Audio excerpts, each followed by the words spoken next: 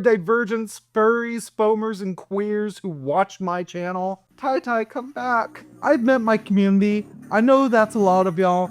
And if you're new here, I'm so sorry you had to find out this way. So tell me, do you like trains?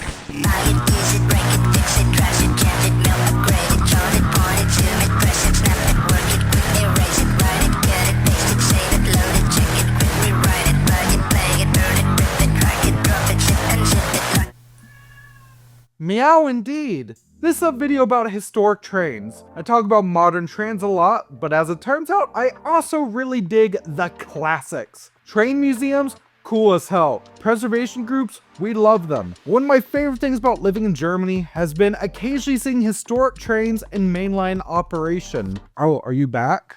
Are you back?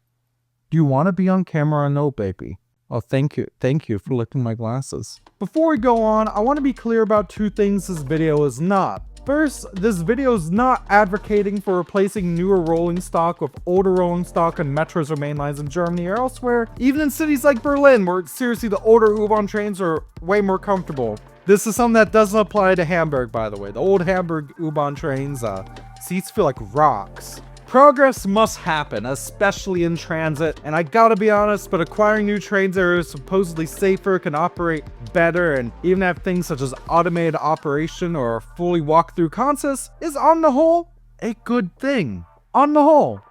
Looking at you, Amtrak.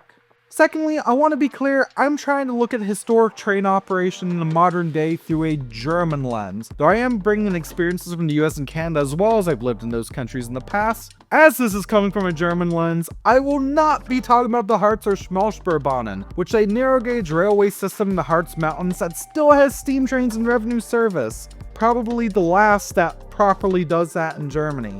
By revenue, I mean they're not only classified as normal or regional trains that you can take every day, but you can also use normal public transit tickets or even a nationwide Deutschland ticket with no additional supplements or reservations or anything. They're very cool, but I'm not covering them here because I did a dedicated video on it, and that's coming soon. What this video is about is special runs. These are often operated by heritage preservation groups, but sometimes by actual rail operators, and they typically operate on active main lines, branch lines, or metros alongside regular trains. In some cases, they may even accept regular public transit tickets, such as the inspiration for why I'm doing this video in the first place, the Verein Historische S-Bahn Hamburg e.V., or in English, the Hamburg Historic S-Bahn Club. I love how groups like this exist all around Germany, from running steam trains on active tram tracks in Darmstadt to running party trams in Frankfurt, to even, thanks to local regional operator EVB, the seasonal More Express service from Stade to Bremen.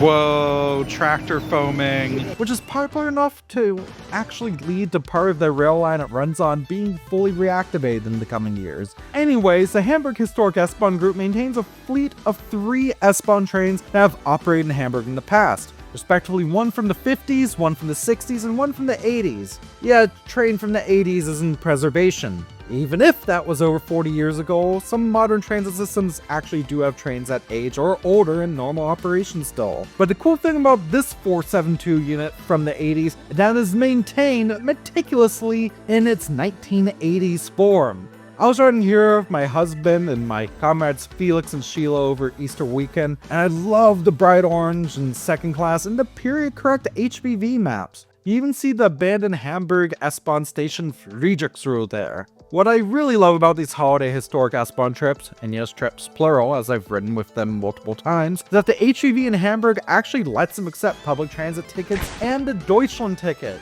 No reservations, no extra fees or whatever. However, if you want to throw the group behind it some extra cash on board, they have donation canisters, and you should, as they're a passionate group doing great work.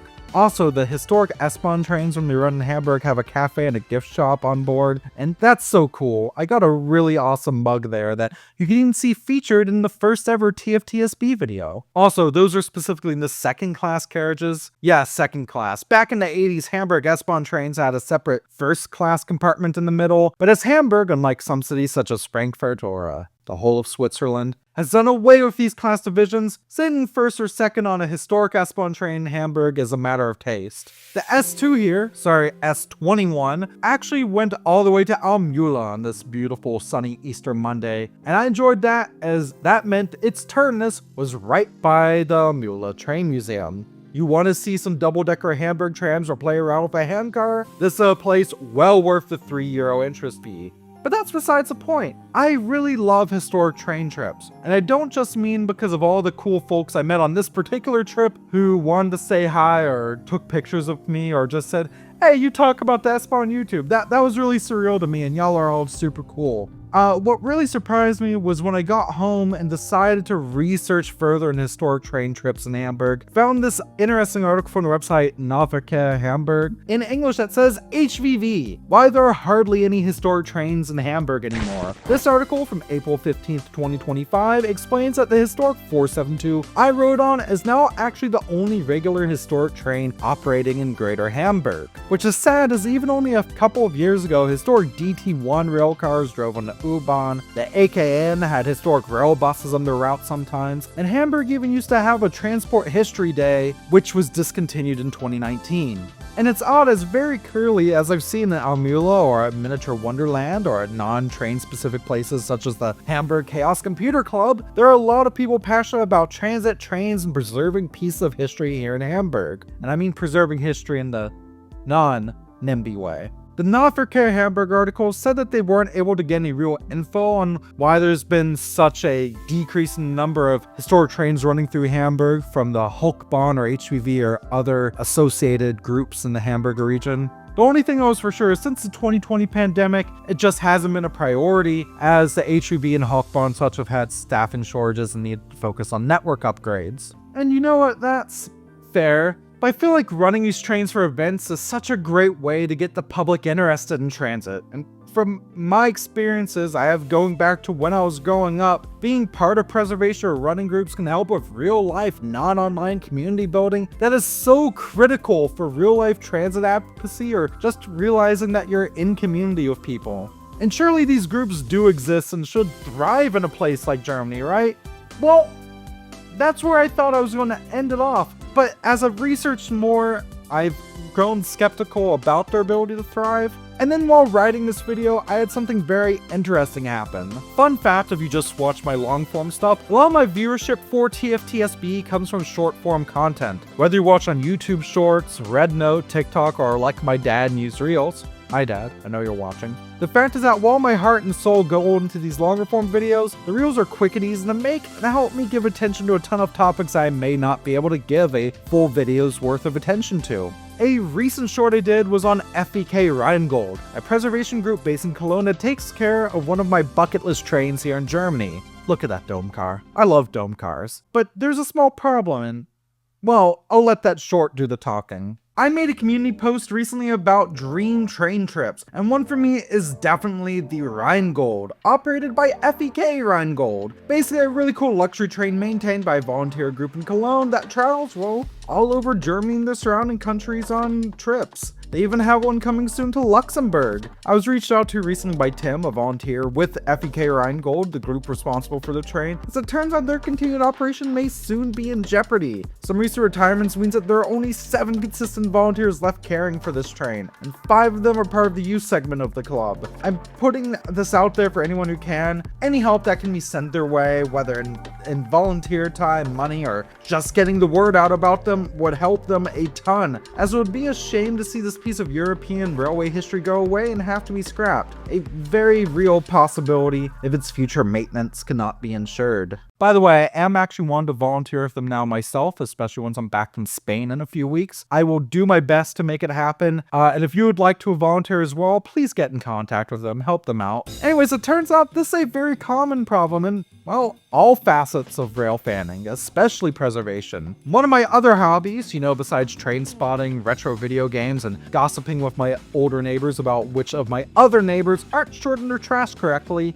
is collecting and running model trains. And as it it turns out, while I have met a lot of people around my age who are into all sorts of Modeleisenbahn stuff, since I started this channel, the fact of the matter is that often I go to local swaps, such as the one that's a few times a year nearby here in Buxtehude, I sometimes get given deals and stuff by kindly older gentlemen, just because they're happy to see someone younger in the hobby. And don't get me wrong, I love deals, you can't smash deals, but it does make me a little sad to see people my age, I'm 27 by the way, seen as an outlier, especially in the case of model railways, as here in Germany it's actually a pretty cheap hobby, at least if eBay Kleinanzeigen is decent in your area.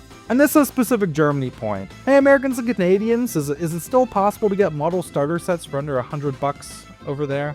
Actually, on a related note, what's the deal with the lack of mainline historic rail running in the US and Canada? It's somewhat common here in Germany and other European countries, particularly in the UK, but I think the only time I've known of this being done off the top of my head was this one time when I was a kid, and I got to see the big boy run through Houston with my dad. It does make me sad though, as the number of people aging out of these preservation, modeling, and or associated groups is causing a problem, as there aren't enough younger people willing to take over, and by younger I mean under retirement age. I mean, this extends to other facets of this as well, you know, like activism. And that's not me generalizing. I've talked with people not just across Germany, but across the globe, from model clubs to preservation groups to, again, hi dad. And this is definitely a reoccurring problem. So what is likely causing it? I'd say it's a few factors, but the first is stigma. Yeah, stigma. I feel like at least especially when I was in North America, train stuff was seen either as mostly for little kids or rich old men with no room in between.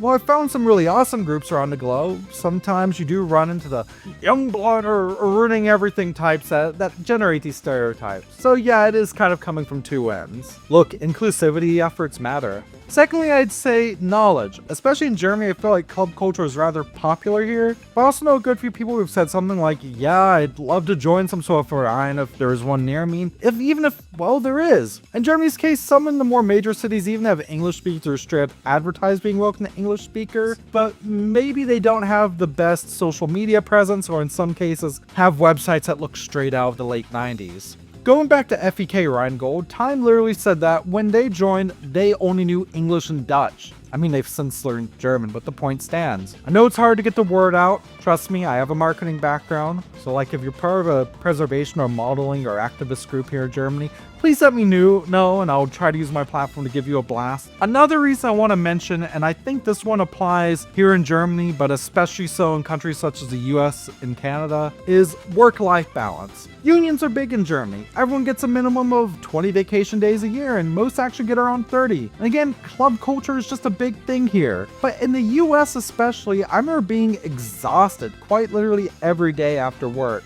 My husband and I had a period where we lived in the States for just under a year. We barely had enough energy for quality time together, let alone time to spend on hobbies. Again, I think that's a big thing that influenced us to not stay in Ohio and move to Germany when the chance arose. I know I find every chance I can to bring things back to advocacy and politics. I mean, shit. Alright, it's time for another train station elevator piss smell test. Let's get the meter ready. This is Buxtehude. Let's see how clean this one is. And again,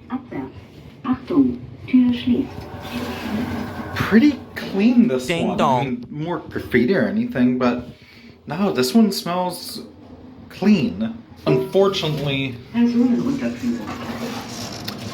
Buxtehude Bahnhof isn't nearly as pretty and art-filled as Stade, even if the walls do seem to say trans rights. I know I find every chance I can to bring things back to advocacy and politics. Fuck, where'd the spread come from? But I think there is maybe an intersection here. Actually, a couple of intersections. Let's get anecdotal. Not only is there an intersection between a decrease in quality of work-life balance in Western countries over the past several decades and a decrease of the prevalence of hobby culture, and this is anecdotally speaking, but I think there's also an interesting intersection of backgrounds in regards to this community. The community of foamers, or buffer kissers as the Germans call them.